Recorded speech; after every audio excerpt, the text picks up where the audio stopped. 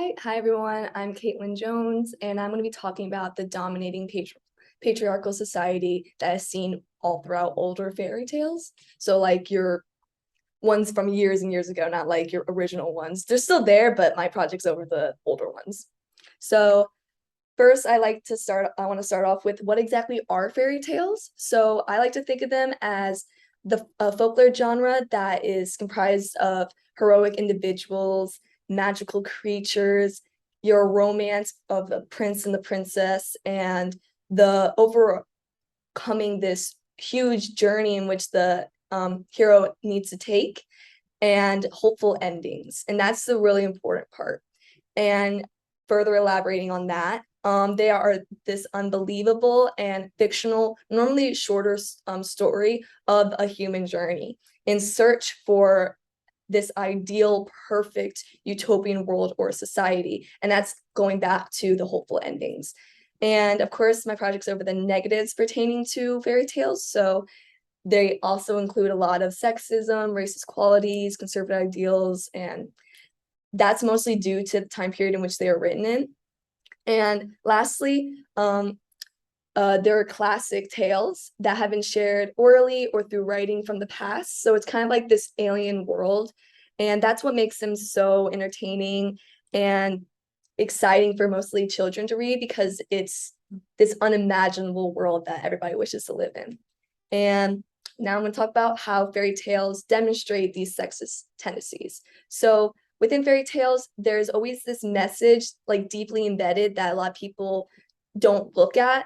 And it's of this patriarchal system taken in place, and how a woman is assigned a gender role. So you'll see in the stories I'll share that each of the women have a certain thing or a certain part that they have to take because of the male figure. And there's usually two parts seen within fairy tales, and that's going to be your dominating male figure and your submissive female. And overall, fairy tales give this false depiction of how women should be treated or behave in society, and as well as it gives a false depiction of how women themselves view themselves because of the things that they're told and the way that they are raised to become.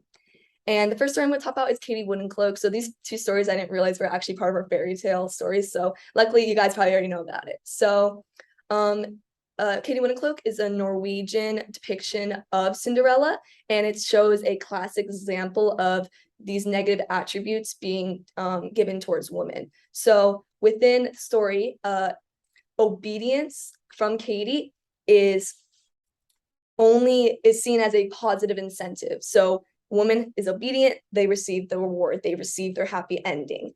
And relating to that, it talks about how Katie actually only relies on the bull and the prince to reach her fairy tale ending. And within the story, you can see how the prince continues to call her ugly and like worthless, and he only loves her and like wants to be with her when she's considered beautiful. So the main message within that story and a lot of the princess and prince stories is that women's emotions are completely negated, and the appearance is declared your chief principle, and that's secondary to the woman's inner being and who they are as a person.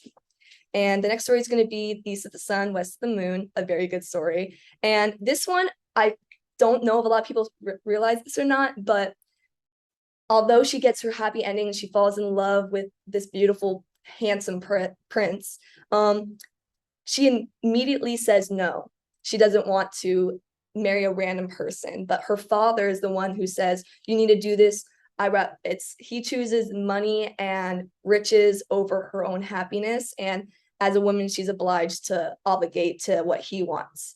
And within the story, without obedience, stability, the well-being of a female is almost always non-existent or unobtainable without becoming submissive. So within the story, she is submissive, and that's why she gets her happy ending. And overall, within the whole concept of older fairy tales, you can see male superiority versus woman submissiveness. And my main message is, although fairy tales like give you this world in which you could live in and something that a lot of people find very, very entertaining. It teaches youth who are easily influenced throughout their childhood to absorb this information, and for girls to absorb the information regarding I have to be beautiful to be worthy. And it teaches morals for the women to submit to authority and to only believe that they are good enough is if the male gives them the attention that they need. And the idea of a woman's role is depicted in so many different fairy tales is that beauty is what makes you worthy. And within fairy tales, it should be scrutinized with the way that women are portrayed, but it gives you this false reality. It gives children this false reality of what the real world is like, and makes people feel like, okay, I want this, makes kids feel like I want this type of world. This is how I'm going to be. And that's not talked about enough. And I hope you see my message and I hope you enjoyed.